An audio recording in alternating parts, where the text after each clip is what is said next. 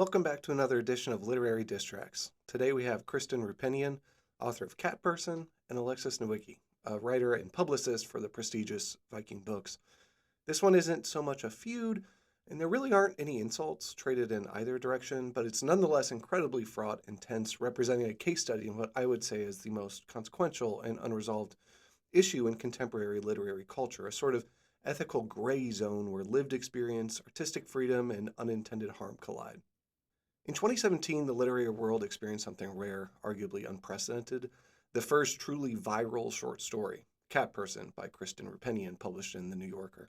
And if you weren't asleep through all of 2017, you remember it. Cat Person discourse was everywhere, in part because it arrived at the exact cultural moment of the Me Too movement, and the title Cat Person itself soon became a sort of shorthand for the sort of conversations that were taking place at that time.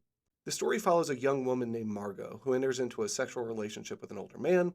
Nothing strictly illegal happens, nothing violent happens, but the story captures something deeply familiar, the pressure to be agreeable, to not make a scene to go along with something you don't want because it feels easier or safer than stopping. It sparked widespread conversations about consent, gender, power, and agency at a time when many people were actively re examining their own past and present relationships.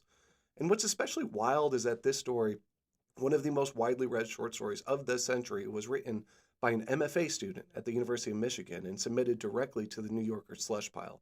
So no agent, just the general submissions inbox.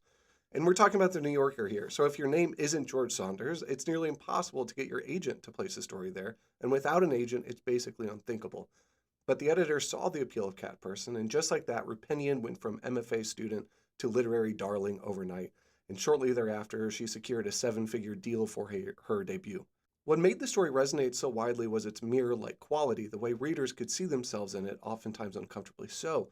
Part of its power came from how real it felt, despite Rupenian insisting that it was fundamentally a work of fiction, or perhaps autofiction, fiction that draws from real life, without being strictly autobiographical. As Rupenian put it, quote, "It's not autobiographical, though many of the details and emotional notes come from life." And that's where things get messy. When Cat Person was published, Alexis Nowicki's friends sent her the story with a simple question: is this about you? Certain details lined up eerily with her own life. After high school and before starting college at the University of Michigan, Nowicki had been in a relationship with an older man she calls Charles. The story's protagonist was from her own hometown. She worked at an art house movie theater. The man in the story resembled Charles, not just physically, but in the details of his home, his mannerisms, his presence. But not everything matched. As Nowicki later wrote in a really excellent essay on Slate that I strongly encourage you to check out, it's super well written. The engine of the story, the sexual encounter and hostile text messages, did not reflect her experience, which suggested, at least at first, that this had to be a coincidence. After all, Nowicki had never met Rupenian. How could Rupenian have known any of this? Years later, long after Cat Person's publication, after Nowicki and Charles had ended their relationship, Nowicki learned that Charles had died suddenly. She called one of his friends to break the news, and during that phone call, the friend mentioned Cat Person and said he was always so upset that she brought you into it. She, meaning Rupenian. At that moment, Nowicki knew the similarities weren't coincidence. The story was based on her life. But how? Nowicki reached out to Rupenian and asked if they might speak on the phone. Rupenian hesitated, preferring instead to respond in writing. "Dear Alexis," the note began, "I've spent the past several days struggling with the question of how to balance what is right for me with what I owe you." Rupenian explained that while living in Ann Arbor, she had an encounter with a man and later learned, through social media, that he'd previously dated a much younger woman. She learned a handful of facts about that woman, that she worked in a movie theater, that she was from a town adjacent to Ann Arbor, that she was an undergraduate at the same university Rupenian attended as a graduate student. So using those details as a jumping off point, Rupenian wrote a story that was largely imagined, but also drew on her own personal experiences. In retrospect, she admitted she was wrong not to remove those identifying details, like the town name, and described that decision, or lack thereof, as careless.